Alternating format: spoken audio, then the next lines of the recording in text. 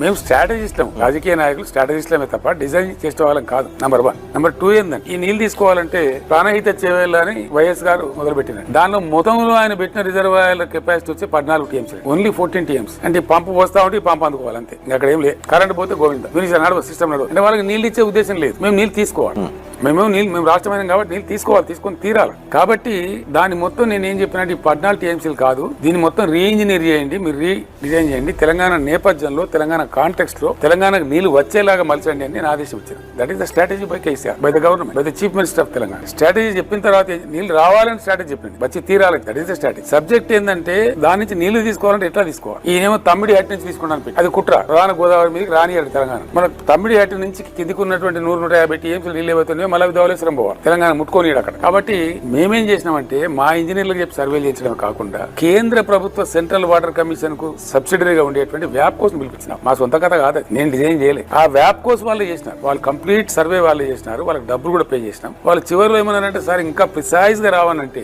1 centimetre precise తో రావాలంటే lidar survey చేయించాలి సార్. అప్పుడు రక్షణ మంత్రిత్వ శాఖ అనుమతులు తీసుకొని లైడార్ సర్వే చేసి అప్పుడు రూపకల్పన చేసి మీరు తమ్మిడి హట్టి దగ్గర తీసుకోవడం తప్పు. అది సిడబ్ల్యూసీ కూడా చెప్పిందండి, ఏ క్వాంటిటీ వాటర్ అయితే మీరు తీసుకోవాలనుకుంటున్నారో అది తమ్మిడి హట్టి దగ్గర తీసుకోలేరు అని సిడబ్ల్యూసీ రిపోర్ట్ ఇచ్చి, వ్యాప్ కోర్స్ రిపోర్ట్ ఇచ్చి అవన్నీ ఉన్నాయి.